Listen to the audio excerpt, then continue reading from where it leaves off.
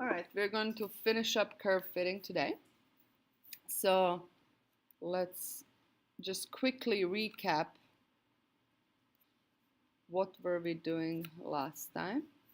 So let's say that we have a bunch of data and there's something that we care about. So possibly it's porosity and permeability of a reservoir. And we did a lot of measurements in the lab. They came back. And then I want to figure out, okay, is there a relationship for this that I can use in my reservoir simulator?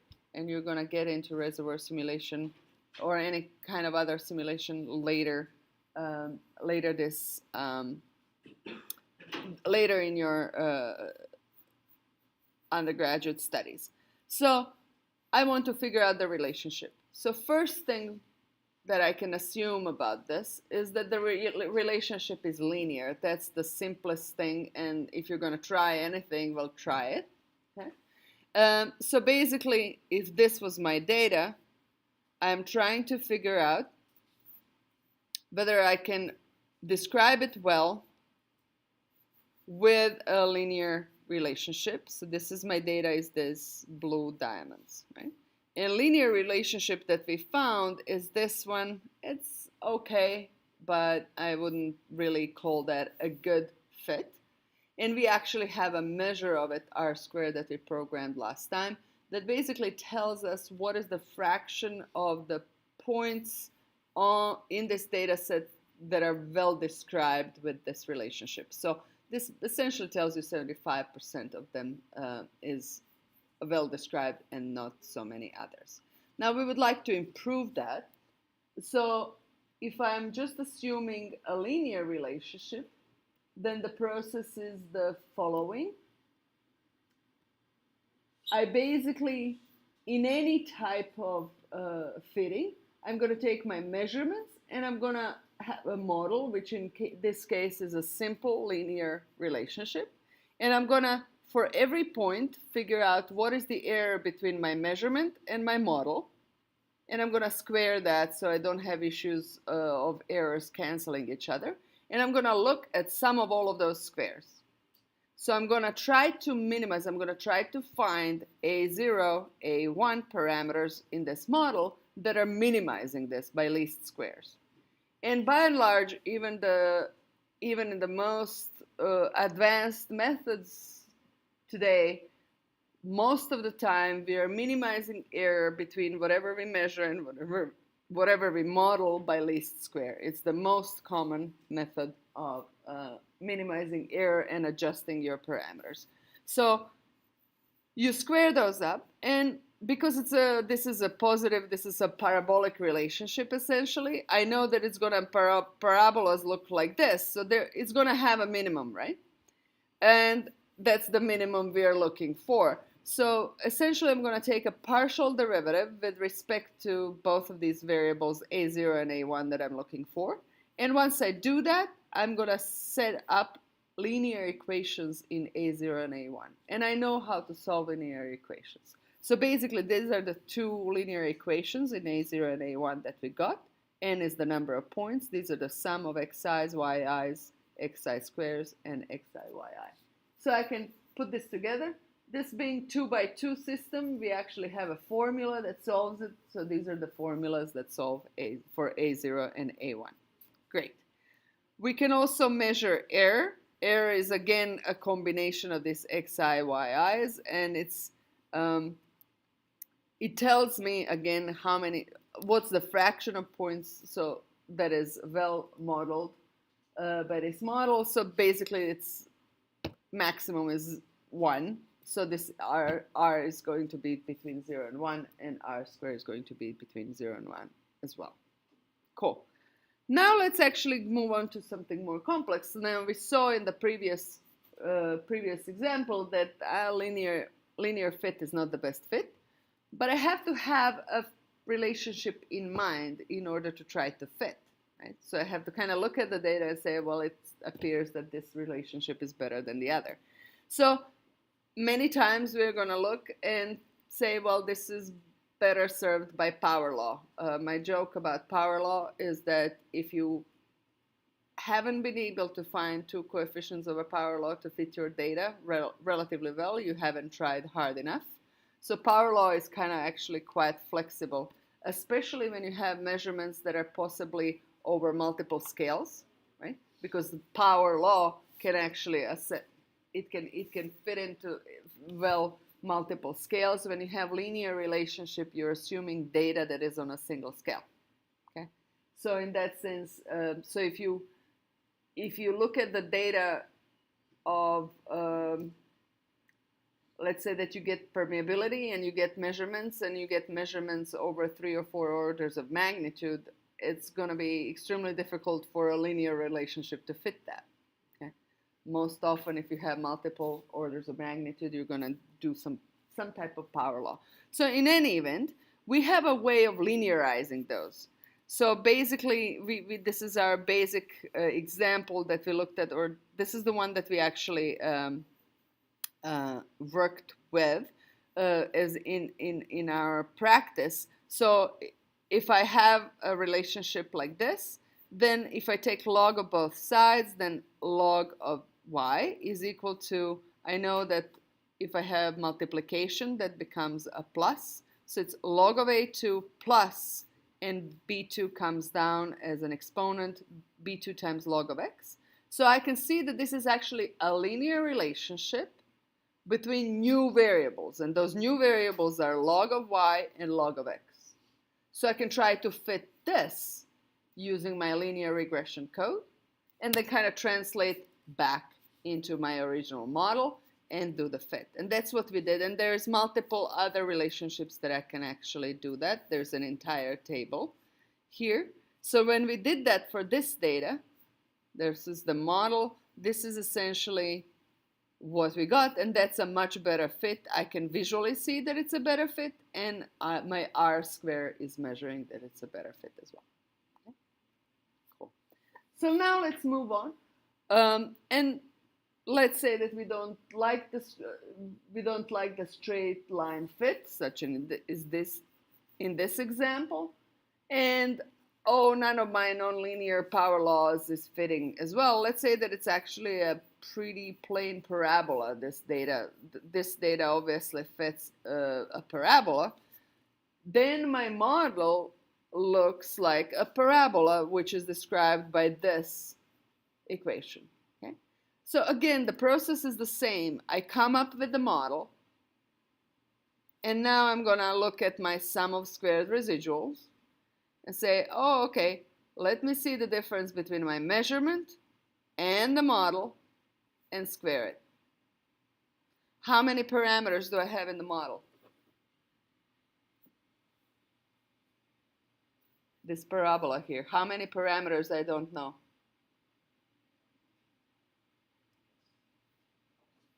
One, two, 7, 8. How many? What don't I know in this function if this is describing a function? Do I know a0? No. Do I know a1? Do I know a2? Do I know x? I mean, I don't, but that's my functional relationship. So that's y is a function of x. So x can stay there, but I don't know a0, a1, a2. And my data, x and y, I'm trying to fit into this relationship. So I need these three numbers. I need this to be 2 plus 3x plus 7x squared in order to know the function. Right? So we're going to look for a0, a1, a2, such that this sum is minimized. Yes? What is true for a minimum of anything? If I have a this is a function of a0, a1, a2 because I do know all of the xi's and yi's. So if I take this as a function of a0, a1, and a2, what has to be true for them? a0, a1, a2 that minimize this, that are the minimum. Derivatives, yes. So the partial derivatives have to be 0. So I have 3 of these, so I'm going to get 3 such equations. Yes? I'm going to take partial derivative of SR with respect to A0, partial derivative of SR with respect to A1, and partial derivative of SR with respect to, this is supposed to be A2, I apologize. Okay, so A2, so that gives me 3 equations, okay, and they might look a little messier because I have a square here, right? So it's gonna just take a little more algebra than it did last time. For the last time we just had only first 2, right? So once I clean this up, I'm going to get 3 equations in 3 unknowns. Yes? And these are the equations. Is everybody clear how I got from here to here? Would you be able to remember that much calculus to actually go from here to here? Hopefully. Maybe. Okay. So it's the same process as we did on the worksheet at the very beginning of the class. We just limited ourselves to 2 of these in the sum, but if you have the sum, you behave the same. You can still carry it out. So it does look the similar. Actually, if you look at this first portion and these first 2, it's the same system. This 2 by 2 corner of it is the same as the one we had for linear regression. We just now have a 3rd column and 3rd row. So I also have xi cubes and xi4s as a result. Okay. But if you look at this portion and this portion, if I just take these 2 and this, it's the same as linear regression. Is everybody following? Anybody following? All right. Okay. I have not so much responses. Okay. So this is a 3 by 3 system. I know everything about solving a 3 by 3 system, right? Or rather, I asked MATLAB to solve it. Yeah? And basically, then we get the fit. So I could actually now do this for anything. Okay. And this is basically multiple linear regression. I could actually have possibly 3 things that I'm trying to fit together. Okay. So I could have y, and I can think of it as a function of some variables x1 and x2. I would again repeat the process. I have measurements yi, x1i, and 2i. And I would basically put measurements minus model. Of course, the linear model in this case, that would be a plane, is the same, or the simplest one that I could assume. And I would look at the square of the residuals and take the partial derivatives and get equations. Okay? So no matter what you're doing, the process is the same. You come up with the model. That model has parameters. You assemble sum of least squares of the errors between the measurements and the model at each point, and you take derivatives with respect to parameters of the models. And that gives you equations. Hopefully those equations are linear equations. Okay? So far we've been working really just with the ways how to either make it linear or having linear relationships. And then you just solve the system of linear equations and go on. So this is essentially an application of solving linear systems. Okay? So instead of starting the new lecture, since we do have a test coming up, a program exercise is always a good idea. Let's actually program this parabolic polynomial regression. Okay? So I want you to basically come up with a code, and you can start with linear regression code that I posted or that you worked on so far. And basically I want you to modify it so that it gives me back 3 parameters, A0, A1, A2, and does a fit to data xi, yi. So let's do that. Open up MATLAB.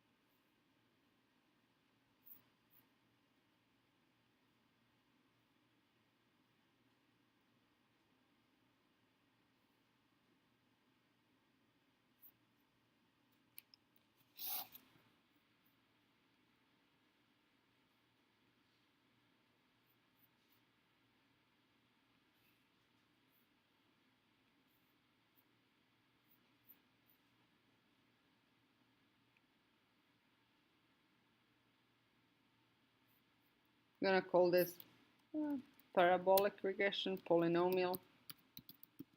It's polynomial, but that polynomial is second order. So now I will have A2.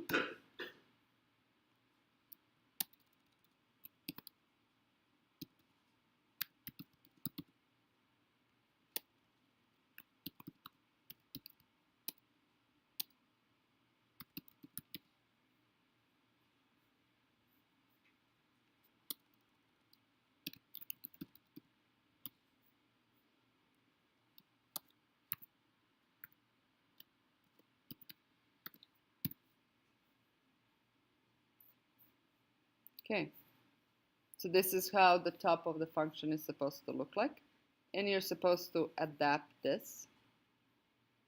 And we can't use formulas, we will have to assemble the system.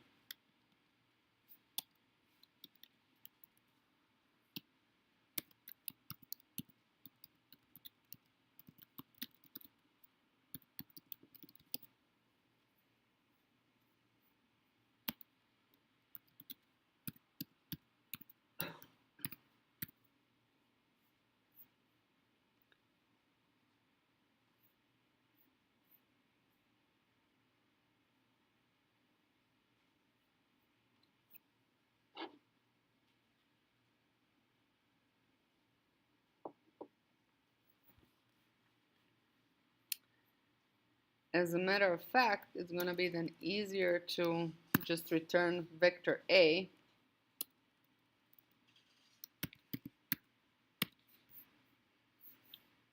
where returns vector A with the 3 coefficients. Since we're going to be solving a system and we'll get a vector as a result of that system, may as well just return that vector.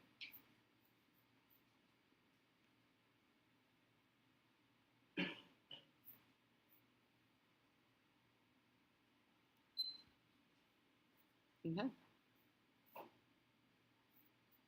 So let me put up that slide up there.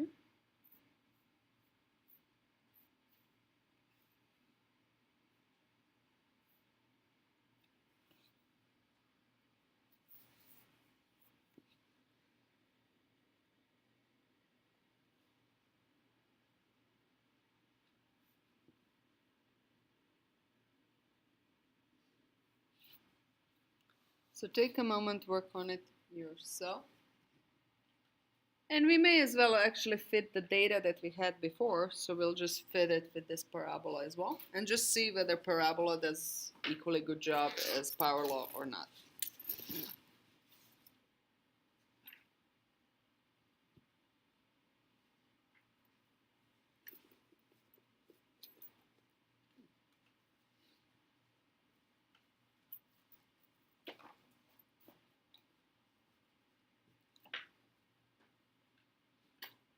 I'm gonna